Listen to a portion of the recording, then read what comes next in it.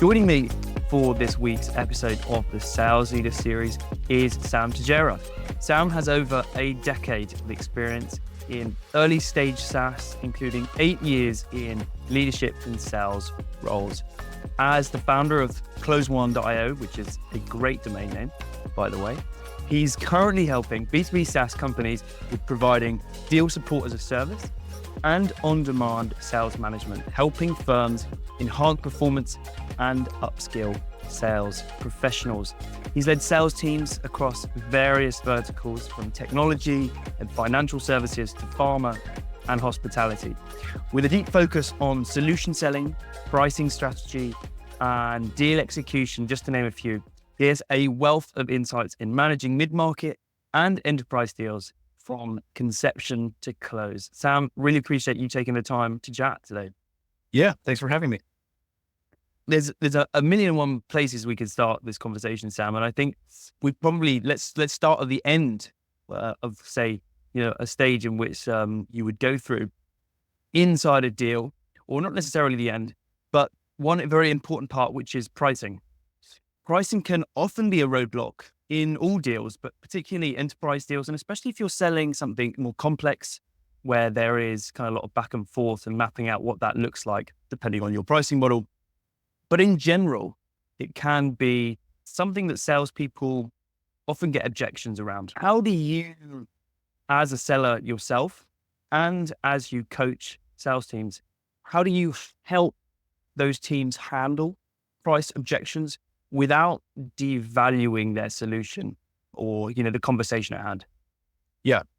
And I think it's a great question. And some of the things that I may say in response are a bit unconventional. And so if anyone's listening and they disagree with me, feel free to reach out to me and we can discuss it. But I think there are really a few key concepts to consider here with regard to pricing, because it's a very complex topic. So firstly, this is more of a mindset thing, but any SaaS seller in particular, but any seller of a value-based product needs to understand this simple fact. Pricing is made up. Your pricing model, your price point, your per user, your per widget, all of that stuff is made up by somebody. It's informed by some information. Don't get me wrong. It's not picked out of a hat necessarily, but it is somewhat made up, particularly in an early stage, right? You're kind of guessing, you're kind of creating a category. And once the rep internalizes this as fact, that the pricing model that's put in front of them is inherently made up, well, it starts to free up all sorts of possibilities to create more value in the deal. Particularly in the early stage in a value-based environment, deal making and being creative with your model really is critical to extracting the most value from each individual opportunity, right? And we need to get away from the model is what it is, and the line items are what they are, and the list prices in Salesforce are what they are. And we need to move forward to, how do I get creative, and how do I tailor my model and my price point and my framing of the pricing to that customer's need? And I think a lot of reps lack that. They just can't comprehend the concept of, well, the pricing is made up. So I think it starts with that. Now, if I'm coaching someone, and I practice this myself, but if I'm coaching someone on that, once that kind of clicks, well, then we can move forward to another concept I think is critical, which is, if there's no pain, then it doesn't matter what the price is. And so oftentimes you're going to have someone come inbound, or you're going to have someone that's really asking about price. Just give me the price. It's an RFP response. Okay, fine. But the general golden rule here should be no pain, no price. And the reason for that is that pain varies, right? And as you're discovering what the problem is that they have, well, it could be this big. It could be this big. And for a problem this big, or this big, which is none, then the price point doesn't really matter. It begins to matter when we start solving something important, something impactful, something expensive, something materially significant.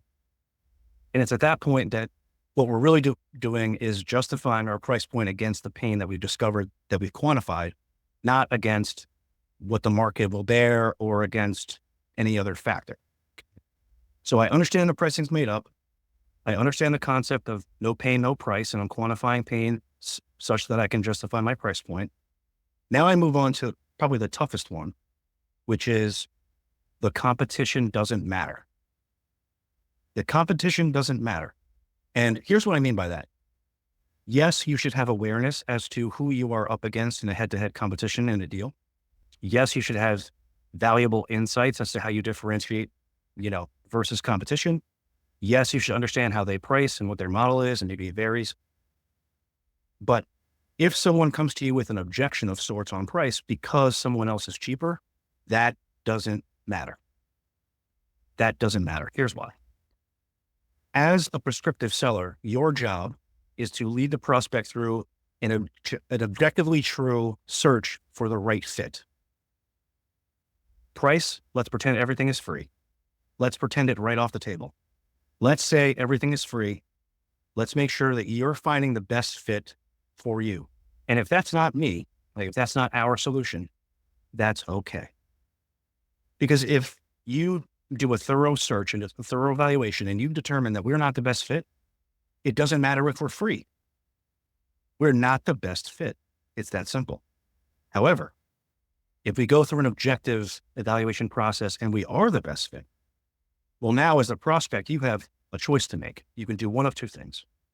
You can buy what you want and pay what it costs, or you can pay less for something you do not want.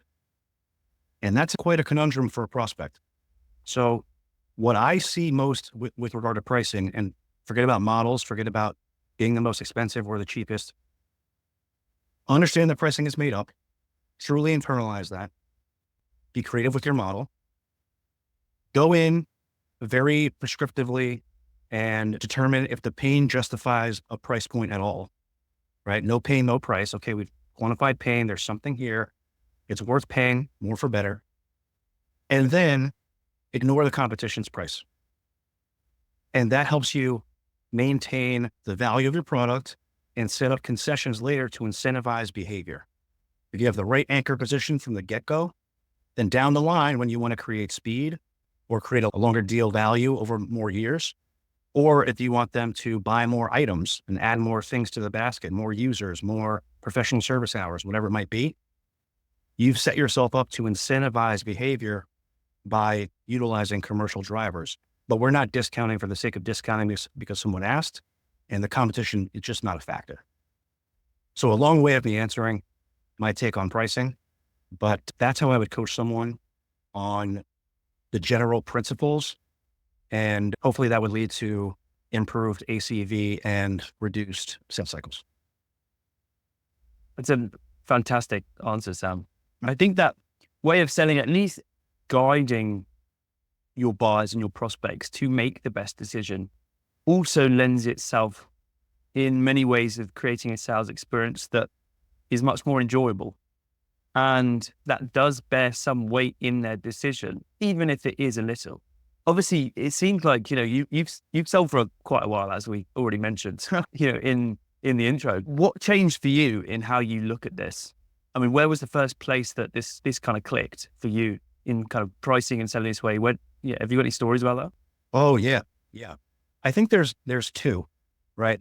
And we may touch on this later on, I'm not sure, but I don't think that these concepts I just mentioned are unique to a particular segment, be it SMB, mid-market enterprise, super enterprise, strategic, whatever you want to call it. I think the concepts are the same. And actually the first time that this started to really resonate with me was my first SaaS company, Inroad, very SMB, high velocity, 9-day sales cycles, month to month, cancel anytime, $300 a month type of motion, right? Now, when I first got there, the platform fee started at $150 a month, and there were a couple of other things you could add to that. So one day I came in and I went to our VP of sales at the time, Mike Boudreau, and I said, "Hey, Mike, what would happen if we just raised that platform price from $150 to $200? He said, "Well, I don't know." And I said, "Well, who came up with $150? Like, why is it $150? He said, "Well, I don't know." And so we just kind of started to challenge this idea that the price was there for a reason. In fact, it wasn't. Right? In fact, we were already the more expensive thing. So why not be the even more expensive thing in the market? It's not losing a deal if we're not commoditized, We cost 150, someone else costs 70. Well, how are we winning at all? Well, we're winning for a reason. So we might as well win at a higher amount. And that kind of opened Pandora's box on my approach to pricing. When I moved on to SmartLane, which was much more upmarket, mid-market enterprise type motion, this kind of continued where the platform price was $24K. I said, why can't it be 30? Why can't it be 36? I said, I don't know. Okay. So we tested it. It resonated. We even tested different models on utilization. Maybe it shouldn't be process words. Maybe it should be per language.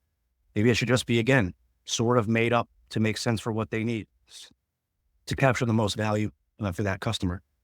And that worked incredibly well. And we started to see these wins come in at higher amounts and come in faster because we just simply weren't going tit for tat on someone else's proposal. We didn't care. If you want it, go buy it. I'll give you directions. We're not going to stop you. But if you want us, you're going to pay what we cost unless you're doing the behaviors that we're incentivizing. I hate the word discount. I think everyone should remove it from their vocabulary.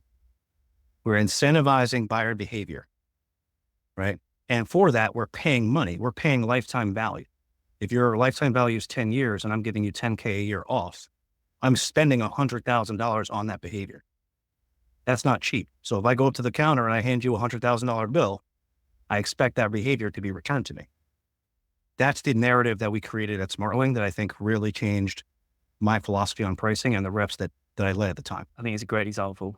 Switching to I know obviously you've spent a lot of time as a seller yourself and working with sort of small stage companies, helping them scale and think about how they scale as a team as well. As you've been on both sides of the coin, forecasting can be difficult, right? Forecasting, if you're responsible for that as a rep in an early stage company where you're, adding deal amounts inside of your CRM and then that being, used for forecasting as a seller and someone that advises sales teams. How do you make sure that you're forecasting accurately and making sure that that is done in a way that can be repeated, that is predictable, even when you're moving through complex and difficult buying processes with multiple people and multiple tasks and things that can come left field? Yeah. If I had the perfect answer to this question, I would not be sitting here. I'd be on a beach somewhere that I took my private jet with my family to. Many companies and players have tried to solve this conundrum and they all have failed, in my view. I just don't believe that having like formulaic, standardized forecasting system in Salesforce, in your CRM, in your ancillary tools is effective. I just don't buy it. I've seen too many things that didn't work to believe that there's some silver bullet out there for the forecasting. So that being said, here's what I've done as a leader, but here's what I also do as an IC now to make sure that I'm being as accurate as I can be. Number one is it starts with just like your ability to sell, right? You can't accurately forecast if you can't run a process in your deal. So that's one thing. If you can't see around a corner, what could go wrong or what could make it slip, and you're not discussing that with your champion and you're not, planning ahead and bringing the future forward, well, you can't possibly accurately forecast. You're just kind of guessing. Right. And there might be two reasons for that, right? It might be that the deal is super early. So you're picking a placeholder close date X number of months out because you just kind of think that's right. Or it could be because you're missing a lot of things in the deal that are red flags that could stall it, that could kill it, that could diminish it, reduce the value of it. And so you've got to get a grasp on that first. The step beyond the rep having that intuition and developing that prospecting awareness to say, no, I've got a great process in place. I understand the deal, is to trust as a leader, to trust the rep's intuition. They are closer to the deal. I don't care if you catch up with them every day on the deal. They are closer to it than you. And if you trust them, and if they have developed that skill set, well, then you just got to kind of put some of that in their hands and believe that they're going to do that accurately. Now, that's not necessarily scalable because every rep is different. It's a different skill set. Some are more conservative, some have more happy years. So you got to work over time to standardize that, right? That comes with training and coaching, ongoing training and coaching, not one boot camp at the SKO, like drilling it into everyone's head. This is what good looks like. This is no happy years. This is how we objectively forecast deals. And then lastly, what I would add on forecasting is I don't believe in taking a deal, placing the entire deal in any kind of time frame, and then weighting it based on a stage or a forecast category and saying that's where it's forecasted. I just don't believe that's right for two reasons. Number one, because shit happens. Number two, because what you forecast today immediately becomes stagnant in 2 days, right? The month is 2 days shorter now. Do you still call it for the same day? 2 days went by and nothing happened. 5 days went by and nothing happened. I mean, we're talking about 20% of the month goes by and you're still calling that deal in the same exact month, the same exact weight. I don't buy that. And so I think you have to create a system in which a rep has the possibility to give their own weight of the deal's value across multiple periods. I've yet to see a tool that can do this, but I'll give you a very rudimentary example. Let's say we're in Q4. I've got a deal. It's a 100K deal. I think if enough things go right, it's tracking toward end of November. However, one slip up on this point in the deal, it could slip into December. That very well could happen. But I really don't think it's going to slip into Jan. So I might take 60% of the deal and put it in November because I feel pretty good, and take 40% and put it in December. And then I can weight those amounts with my overall deal confidence that we'll win it. Right? So we're layering in the confidence in the deal being won and breaking up the deal's value over the periods in which it's likely to be won, given that every day that goes by, it dynamically shifts, right? And I think that gives you a more evenly spread forecast. And a lot of other leaders that I've met with, they don't like this model. They want to say, oh, what's the commit? Give me the commit number. It's like, well, it's not that simple. The commit number should be a very dispersed, weighted, diversified number that encapsulates all the confidence in the deals in the pipe and all the possible timeframes they could fall into to provide you a directionally accurate forecast for said period. So I know that's a mouthful, but I've yet to find any standardized tool that helps with this.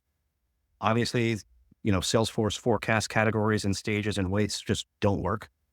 Everything just keeps slipping and being pushed, and, expectations are mismanaged. But manually teaching your reps, coaching your reps on how to forecast, thrusting them to place amounts of the deal weighted by confidence in each period. If you compile that, gives you a very directionally accurate number that you're going to fall at in whatever period you're forecasting, in my experience, at least. And that's how I treat my forecast. I try to say, hey, look, here's what I think is going to happen. Here's what could happen. I would call this in about this percentage, and I would call the rest of it if it slips into this period. Whether that fits into the framework of the org or not, that's up to the org, but I think that's a very solid way of managing expectations and managing up. A precursor, or at least something that would be incredibly important for being able to do that well, is, say, intuition.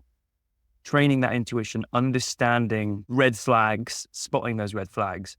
I know you touched on it very slightly.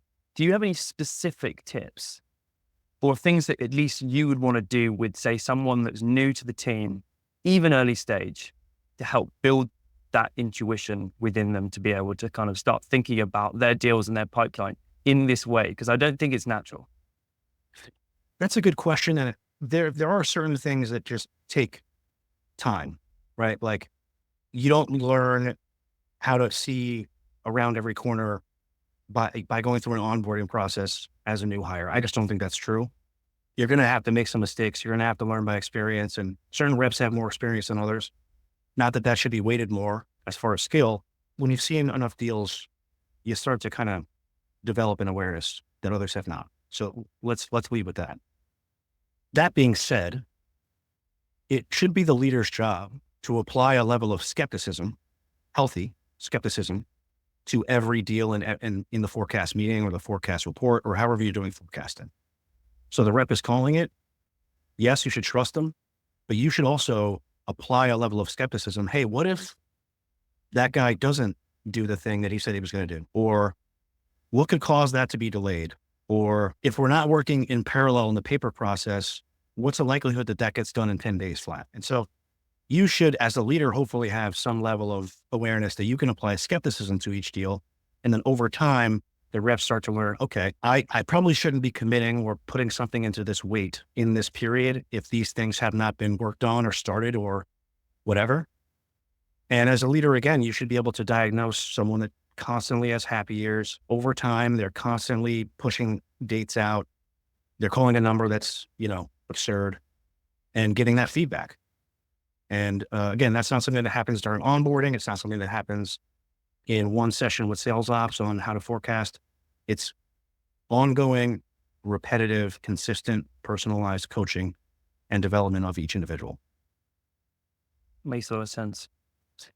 Thinking about the deals that, you've worked on, Sam, is there any good examples of, or at least any examples that come to mind that you can think of off the top of your head that, in hindsight, you think, damn, I learned something there with, what we were talking about in spotting red flags, or not necessarily spotting red flags, possibly having a leader to kind of giving you that guidance? Where did that come from? Any war stories, any specific examples? I'm not going to name logos on this, but I really gained a lot of the awareness, particularly at mid-market enterprise strategic level, during my 3 years at Smartly.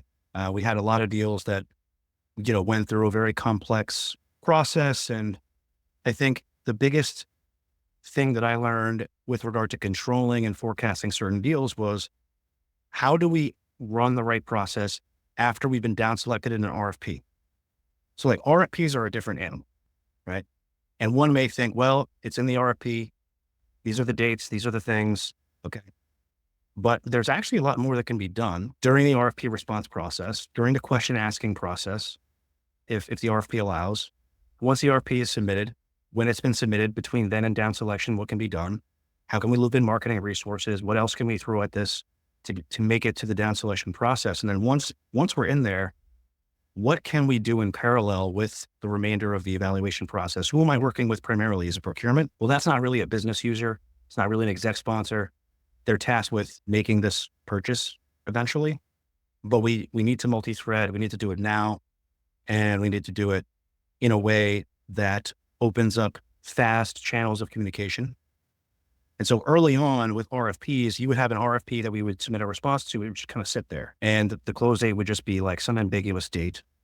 We're at the whim of the buyer. Well, we kind of flipped that on its head and said, no, we're not. We don't have to be. And so how do we strategically work through every step in the RFP response to take more ownership and more control over how we impact the deal? And that's one of the biggest takeaways that I had at Smartly with a number of different deals. And then we were able to apply that concept of sorts to every deal and much more accurately forecast. Like, we're going to be in the driver's seat more so than be reactive to what the prospect is saying is the way they buy things. Because you have to challenge them sometimes. They don't necessarily know how to buy everything properly, as you know. And the more prescriptive you can be, sorry for the repetition in this recording, but the more prescriptive you can be, the more control you're in, and the more you can, have an impact on your own destiny as a seller. I like the repetitiveness, Sam. It's drilling in a theme, which I think is becoming pretty clear. This plays quite nicely into my next question, Sam. A lot of, what you mentioned there, I can imagine plays into how the buyer perceives you as, someone that would be providing a service over many, many years. Other than the things that you just mentioned, and when you're engaging a bunch of different individuals and different teams that, might be users, might be evaluators, might be whatever, right? Influencers within that deal. What would your advice be for sellers or sales teams on being able to create more long-term or thinking more long-term in the relationships that you create throughout the sales process beyond just closing the deal as a salesperson? Because salespeople, obviously, depending on the incentive structure, care about closing the deal. But how can you think more long-term about the value you're creating and building that relationship long-term? In my view, the name of the game here is trust and credibility. Now, in the Sandler sub, for example, they call it bonding and rapport. And I think that's a misnomer. Making friends with somebody is great. I have great relationships with some of the folks that have worked with me on engagements. And I think that's important, but that's not trust and credibility. Trust and credibility is building a level of, without a better way of saying it, trust, such that when I make a recommendation of what we should do next or what could go wrong, how to avoid it, or, how we can best frame something or present something or solve a problem, the person on the other end of that call or meeting needs to trust that I'm giving them sound advice. And it's not necessarily how many industry acronyms I drop into that meeting or how long I've been in the space or, to me, none of that really matters. And as sellers, we need to be able to develop transferable skill. For example, I'm new to tax. I'm new to tax and compliance, but that doesn't really impact my ability to build trust and credibility with folks I speak with because it's transferable.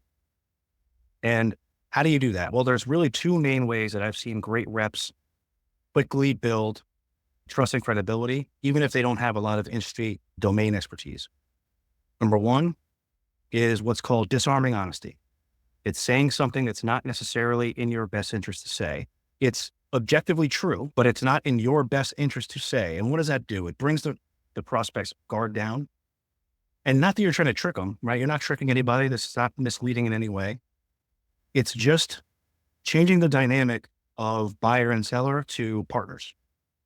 And so an example of disarming honesty could be as simple as, hey, Freddie, at the end of this call, we may not be a fit for you.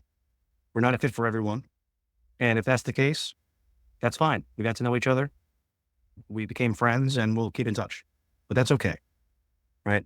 And something as subtle as that creates trust because it's creating an environment in which it's okay for you to not like what I'm saying or not think what I'm offering is valuable or, not like me or my company. That's okay. That's an okay outcome. And in fact, that outcome happens pretty damn often, doesn't it? Right.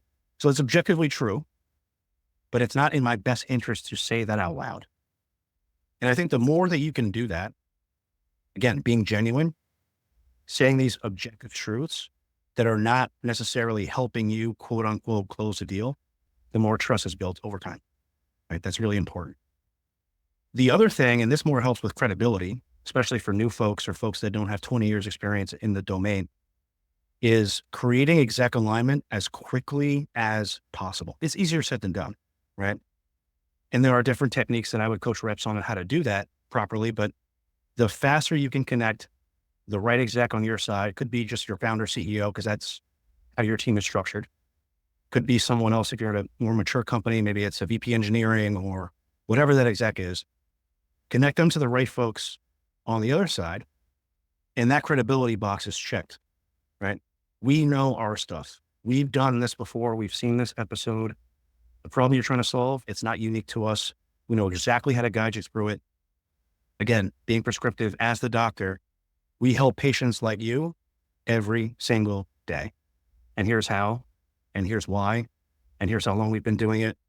And having that exec say that to an exec changes everything. If you're saying it to your champion, does it have impact? Yes. But it's exponentially more impactful to do it at the exec level. So that's what I would say to your question about how do you become a strategic advisor to a prospect? How do you create this relationship with a buying committee over time that not only gets you over the line, but could create expansion opportunities, could create opportunities wherever you end up going and, or wherever they end up going. How does that happen? It happens by establishing strong trust and credibility, using disarming honesty, and involving executives as often and effectively as possible. I think they're great tips, Sam, and goes to say you don't necessarily need, like you mentioned, that domain expertise, right? It's more about how you come across, being transparent, being open, and it is okay if it doesn't lead anywhere. That is something that sellers don't necessarily at least think about as much as they should, or it's easy to get carried away in sales conversations. I've done it before where you're hoping for an outcome that doesn't happen. Yeah, putting all the guards down helps quite a lot. What role does solution selling play in moving from SMB deals and managing those and closing those to mid-market enterprise. What does a salesperson that wants to do that need to do differently, or does it not matter? Yeah. There are stark differences between SMB, mid-market enterprise, of course. And so if I was speaking with an SMB seller, and SMB has different definitions across different orgs. I've heard 1 to 500 employees. At Inroad, back in the day, we were selling to independent bed and breakfasts. I mean, it's Mary's Bed and Breakfast in Vermont. That's the employee. That's who you're selling to. So that's a different type of SMB versus, if I sell to a 300 person startup, that could be SMB, and that's a different cycle too, right? So yes, absolutely, cycles vary. But if I was coaching an SMB, quote unquote, rep to move up market and employ more solution selling, I think I would focus on really a couple things, a couple basic concepts. Number one, again, is that you have to be prescriptive. And it's easy to step in the room with the VP of X or the CXO or the senior director of X and feel like they're in control and you're here to do whatever they ask and give them the information they want when they ask for it, for nothing in return, and just be the follow-up guy. Hey, bumping this up the inbox. Hey, just following up, etc., until they decide that it's right to meet with you again, or asking them what should be done. And so that needs to change, right? If you're doing something very transactional, that's fine. Take it or leave it. On to the next one. It's a numbers game. I make 100 calls. I have 3 conversations. I get one deal done on the call. Well, if I make 200 calls, I double my production. What does it matter, right? Now, what does prescriptive mean? Like, it literally means that the seller is the doctor. We're going to put our doctor's lab coat on and we're going to be the doctor, and the prospect is the patient. Now, in that dynamic, the patient comes in with a problem. They say, hey, my knee hurts. Okay, your knee hurts. What does the doctor do then? He asks 1,000,001 questions. Pain, from 1 to 10, what's the pain like? Is it throbbing? Is it aching? Is it sharp? Okay, let's move it like this. Does it hurt when I touch this? And he's really poking and prodding to get to the meat of what's going on with that knee, right? Now, let's say he's a good doctor. He's done the right job. He comes to a diagnosis. Now, his job is not to say, hey, patient, how do you think we should fix this knee? I just told you what's wrong with it. We agreed what's wrong with it. You came to me with the problem. You got to fix this knee. What do you think we should? No, he doesn't do that. The doctor says, okay, I'm going to give you this pill. You're going to take it twice a day with food. You're not going to do these exercises. You're going to go to this physical therapist for this long. You're going to make an appointment to see me again on this date. And at that appointment, we want to see the following progress. Bang, bang, boom. That's the prescriptive plan. Go execute it. Okay. At the level of mid-market enterprise type deals, most reps don't do that. They don't act like that. They act like the doctor asking the patient how they should solve the need. That to me is the biggest step change that needs to be done. They don't necessarily need better negotiators or better, at finding BANT or any other framework. It's just, can they be the doctor? And have they established enough trust, because you wouldn't go to a doctor you don't trust, to make that prescription, put that plan in place, and then have the prospect adhere to it.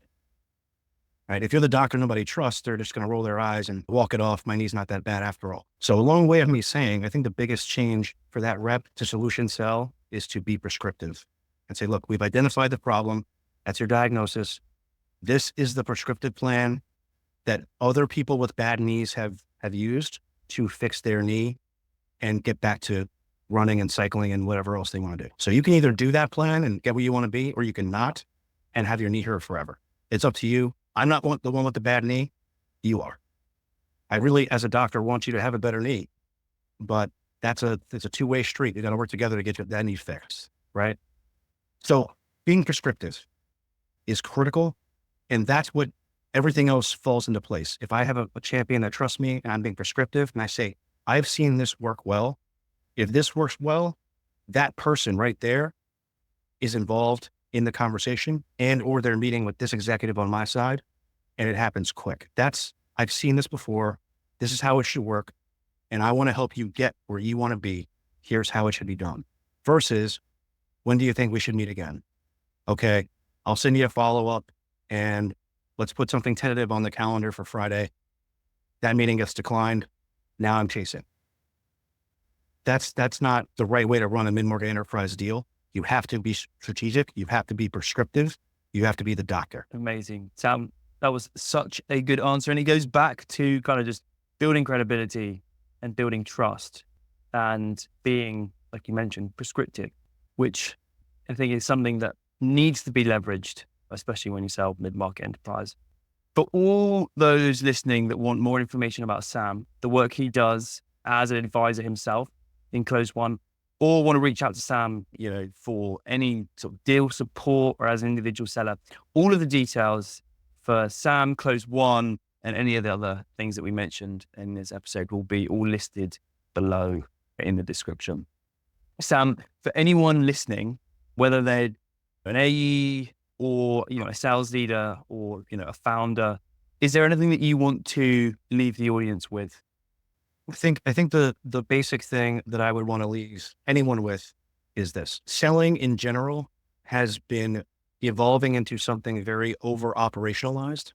I've been very vocal about this topic, and I think it's resonating with the market, but from founder to CFO, CRO, CXO, to VP, to head of, to XYZ, to director, to IC, everything has become operations, and we're losing sight of the actual act of selling. And I think most organizations need to get back to that as a priority. We have 50,000 tools that integrate with other tools and need updating constantly. We're communicating in 15 different places. We just need to get back to, I'm meeting with Freddie. How do I execute that meeting? When he says X, what do I say? When he says X, what should I infer? What should I be looking out for? How do I react? That I feel like is being ignored. And it's what I'm passionate about. And that's why I like to discuss this kind of thing with founders and reps, because it has real material impact on bookings. And I believe more so than adding the next, part of the process or the next validation rule in Salesforce or whatever. Let's get back to selling, and we'll have more fun, to be honest. We'll enjoy it more. Awesome. Really appreciate you taking the time, Sam. And for all those listening, we'll see you next week. All right. Thanks a lot.